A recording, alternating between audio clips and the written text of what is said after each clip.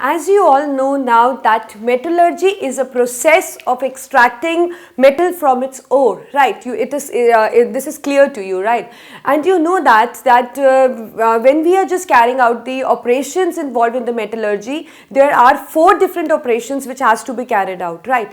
Before doing that operation, what we need to have is we need to crush and grind the ore, right? So first of all, what is done? Crushing and grinding of the ore is done so that it turns into a finer small particles. So this is called as crushing and grinding. Sorry, I missed D. This. So first of all, crushing and grinding of ore is done, right? Then we just start with the first step, that is the first one is the concentration of ore.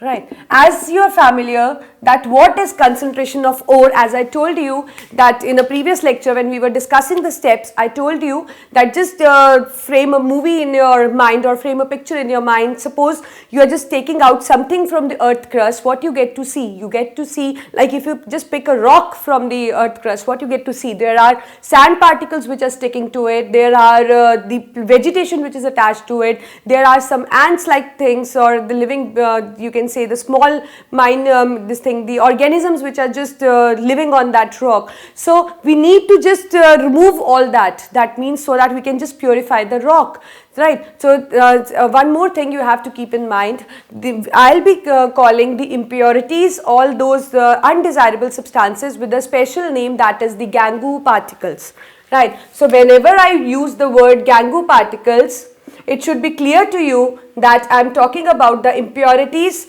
that are present with the ore or with the metal, right? So Gangu particles are basically the impurities, right? So that means after crushing and grinding, what we'll be doing? We'll be doing concentration of ore.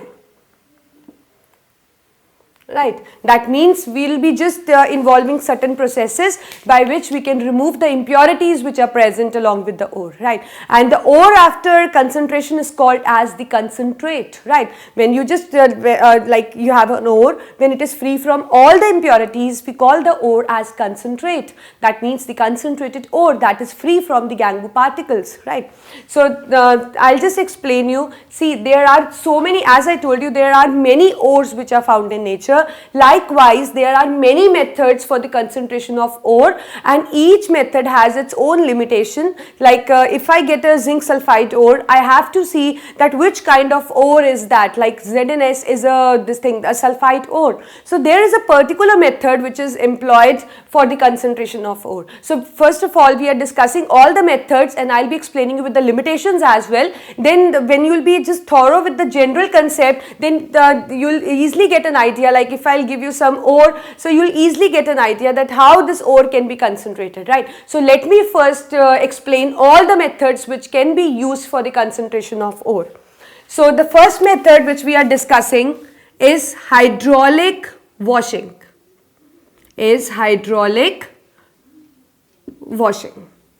Now, I'll just state an example from the daily life as well, so that you can just have an idea and you can just relate that with this thing. See, suppose you have a cauliflower, right? So when your mother want to just cook that cauliflower, what does she do?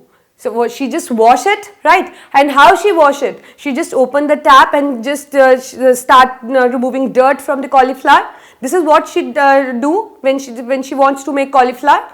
So what she do, she just open the tap. What happens when she opens the taps? The sand, or you can say the impurities which are present, being lighter, they just flow with the water. But the cauliflower being heavier stays behind. This is what you get to see when your mother wash cauliflower in kitchen. That is the principle, or you can say you can just relate that example with this hydraulic washing. See, just how I am explaining you. So what apparatus do we need in hydraulic washing?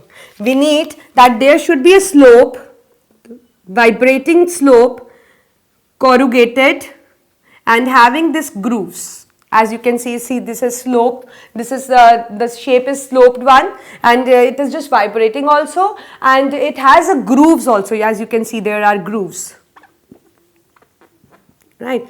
Then what we do, we just pour it with the powdered ore. As we have the crushed and grind ore, I'll just pour the crushed and grind ore on this slope. So that means, suppose I have this is the ore, means the mixture which is obtained after crushing and grinding of ores. That definitely will contain the ore particles. So I'm just indicating the ore particles with the green one. And the black ones indicate the impurities. Black one indicates the impurities. I'll write here. So these are the ore particles, right, and these are the impurities which are present. I'll write the Gangu particles because you need to be familiar with this term, Gangu particles. That means the impurities. So what is the basic principle behind this hydraulic washing? What is done? First of all, the ore is just poured on the side. You can say ore, the crushed and grind ore. That means the ore which contains the ore as well as the impurities. It is poured on this slope, right? And what we get to do, we just pass heavy stream of water through it. We passed, that means, or you can say water is just sprayed with the help of sprayer, but the water has the higher kinetic energy. That means it flows with a great pressure. So what happens when the water flows, these ore particles being lighter in weight, the ore part, sorry, again I'm repeating, we are just pouring water. That means we are passing a high stream of water through it. We are just, that means water is sprayed on it, and the water, when the water passes, it just carries the impurities along. The reason being, impurities are lighter, so they just flow with the water, with the stream of the water. But the ore being heavier, just left behind, settles in this. As you can see, it just settles in the grooves. So that means when we just pass water, the water carries, I'll just write here, water carries impurities along with it. And what is the reason that why it carries impurities? Obviously the reason is that because the impurities are lighter. So therefore they are just carried with the stream of water, but the ore is not carried because the ore being heavier stays behind. So I think you are clear with hydraulic washing. Again I am repeating what we have done. We have just taken a slope with which is a, or you can say, corrugated table having the grooves.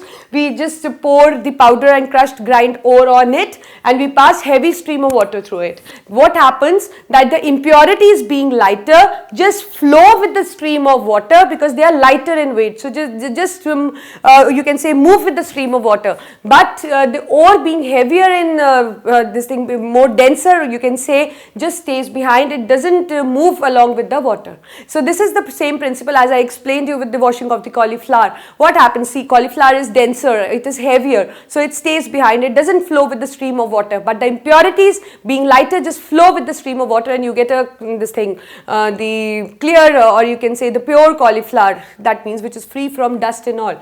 But the same is here, that when we pass, the ore is being heavier, just stays behind. Impurities being lighter flow with the stream of water. So that means we, after this Gangu particles, we have a container as well in which we can just the impurities they are separated, and that means the ore particles which are left behind in the slope, and we can just get the concentrated ore which is free from the impurities. So this is hydraulic washing. Now, as you are clear with the hydraulic washing, so for which type of ores you think that it can be used? Do you have any idea that for which kind of ore it can be used? Yes, as you know, the limitation that the principle behind this hydraulic washing is that the impurities being lighter flow with the water, and we are left with the heavier ore. So that means the limitation is this, that we need to have heavy ores.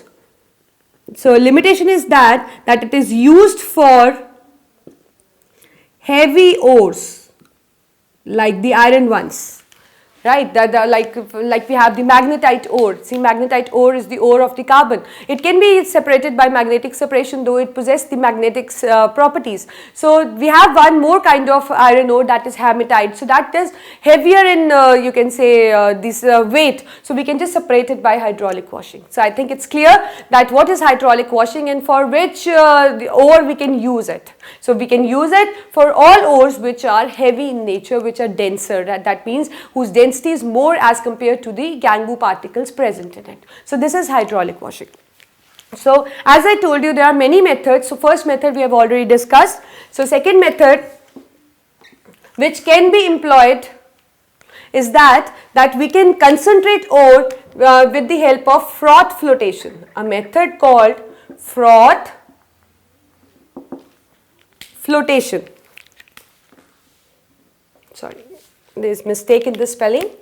It is Flotation. So the method is froth flotation method, right? So what is there in froth flotation method? Just see an apparatus which is already set up for froth flotation. We have a container, or you can say a tank, right? What do we have in it? This indicates that there is a mixture of pine oil and water. It is already present in the tank. So it is a tank, and we have a mixture of pine oil and water which is present in it. And what else we get to see? There is a compressor which is fitted in it. There is a compressor which is fitted in it. You know what is compressor? Compressor is the one which has the tiny holes. That means when we will pass air through that compressor, the air will come out from those tiny holes with a great pressure. So that means that is called as something a compressed air. That means when the air is forced to come out from the tiny holes, so as compared to the normal pressure, it has more pressure. So that is called as compressed air, right? That means when the air has the pressure more than the standard pressure. So it is called as compressed air. So we have the compressor already fitted. So obviously there will be holes present to just expel the compressed air. So this apparatus is already set, right, for froth flotation. Again I am repeating, it is a tank, mixture of pine oil or water, compressor is fitted in it which has the ability to pass the compressed air, right. So this is what we have. Then how we use this for concentration of ore? We add the powdered ore, that means the crushed and the grind ore. So this I am just indicating the gangu particles, right, and we do have the ores. We have the ore particles along with it. So this is what we get after crushing and grinding. So this indicates the crushed and grinded ore. So when we just add into it, or you can say when we just stir it, so these particles are constantly in motion in the the pine oil and water mixture. Then what happens when we passed compressed air?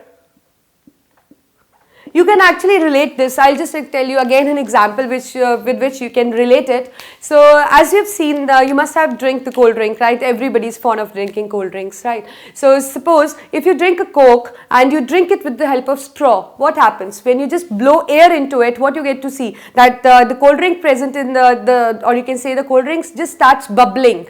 Right. So what happens when you just blow air into it, when you just blow air like, so what you get to see? You get to see that yes, there are bubbles which are made in the cold drink, right? The similar thing is applicable in this side. So just see, when we pass compressed air, so that means air just expels from this compressor, that tiny holes, and what happens? A froth appears.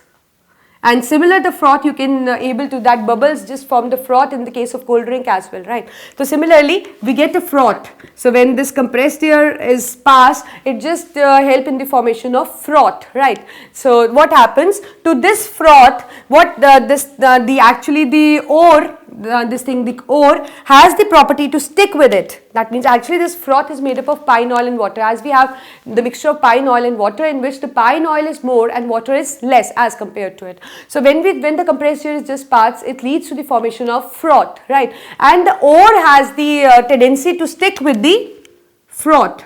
So this you can see that the ore just sticks with the froth. I'll just remove this ore from this side, indicating that ore particles are just moving up and they are just sticking to the froth, right?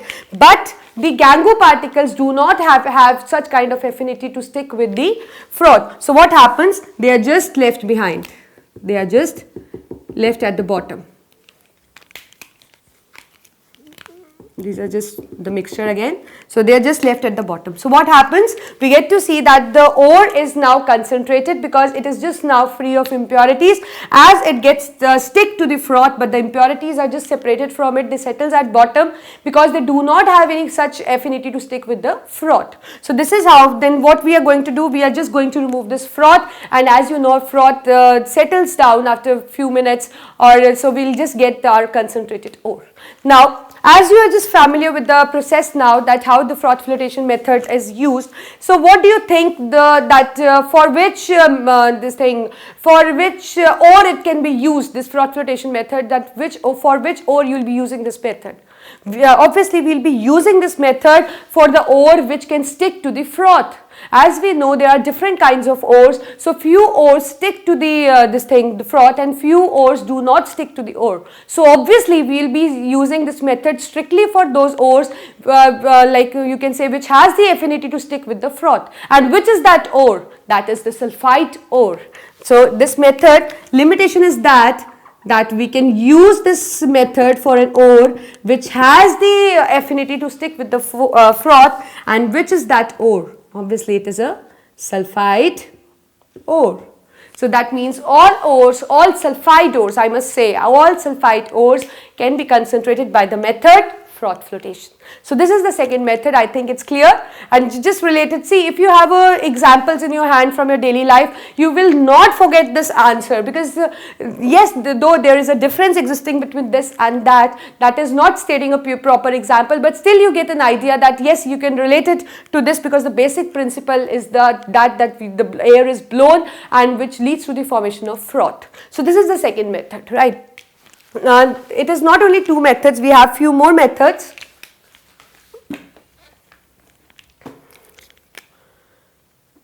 The third method is magnetic separation. Magnetic separation. As the name suggests, magnetic separation, obviously that means in it the magnet is going to play certain kind of role, right? So here we go, that what is magnetic separation and what is the apparatus which is used. So apparatus is which is used is that two rollers,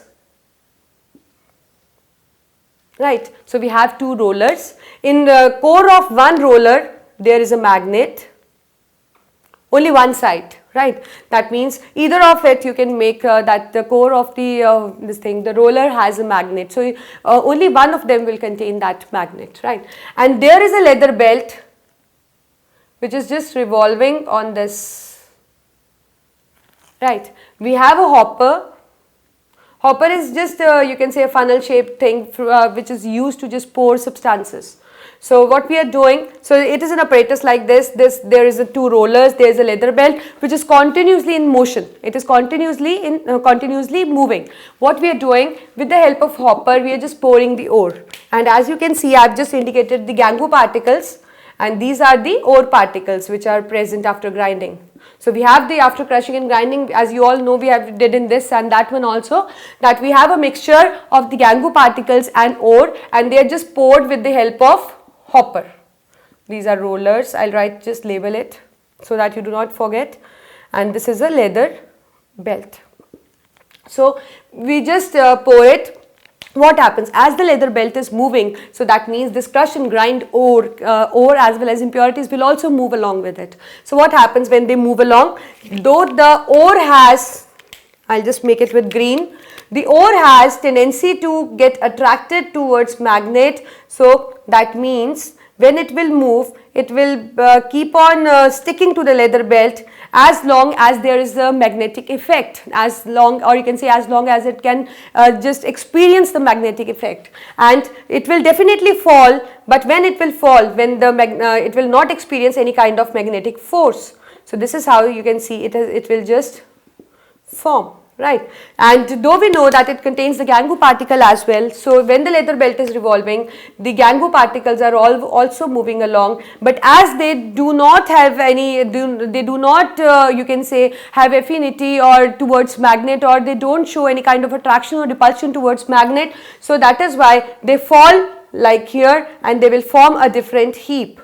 So this is what we'll get after that, this thing, the ore particles, because they are just influenced by the magnet, so they will fall and form a heap when they are just, you can say, when they will not experience any further magnetic force. But as the Gangu particles do not experience any kind of attraction or repulsion towards the magnet, so they will fall as long as they will lose the contact with the belt. So what happens? They will form different heaps. So this will indicate a heap of ore and this will indicate a heap of impurities. So this is all we have done. So that means we have just separated impurities from the ore. This is what we wanted. So this is what we have done, that by magnetic separation. See, again I am repeating, there are two rollers. In the core of one roller there is a magnet fitted, and through hopper we are just pouring the crushed and the grind ore, right. It is a mixture which contains the ore as well as the Gangu particles.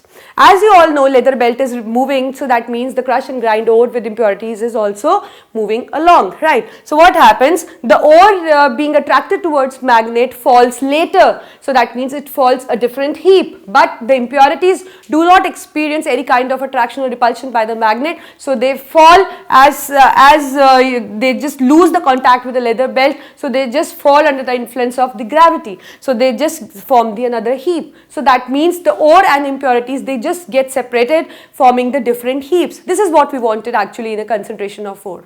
Now, for which ore you will be using this method? Any idea? Obviously, it is clear from the name, as you know, that magnetic separation. So that means there should be an ore which experience kind of attraction towards magnet.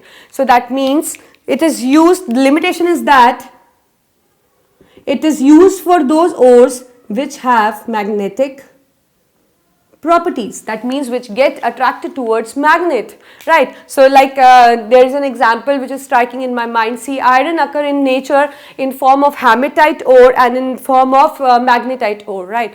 The magnetite ore, which is called as natural magnet, the lodestone, it actually has the magnetic properties. So that magnetite ore can be separated by magnetic separation. So all those ores which possess the magnetic properties can be separated by this process, magnetic separation. So these are the three methods. One is the hydraulic washing, other is the froth flotation, and third is the magnetic separation, right. We do have the fourth method, that is the chemical separation. I will just write on the top. Actually, I don't want to rub these methods, because after completing the different methods which can be used in concentration of ore, you should, by looking at the board, you should have a clear idea that yes, this and this are the methods which can be employed, right. So that is why I am not rubbing any method. Fourth method is chemical separation. So what we get to do in chemical separation, what we do actually, we just add any kind of, you can say, which we add certain chemical to an ore, to the impure ore. We add certain chemical to an impure ore, right. So what does that chemical do? That chemical combines with the ore, but it doesn't combine with the impurities, right. Like I'm just writing, we have the ore with impurities. What we do? We add certain kind of chemical. That chemical link with the ore but do not get linked with the impurities. So this is how the impurities get separated. So I'll just explain you with an example. Suppose there is an ore, bauxite ore, which is indicated by Al2O3.2H2O. The chemical what we are using is NaOH. As I told you, the chemical react with ore but not with the impurities. So what happens? It react with the ore but do not react with the impurities. So this NaAlO2, sodium aluminate, this is called as sodium aluminate, has our ore, right. So that means now it is free from impurities, but there is a certain compound which is formed by the combination of the NaOH and Al2O3, right. Now we will be doing certain processes to just separate this ore, right, but it is free from the impurities, so we can call it as the ore which is free from the impurities.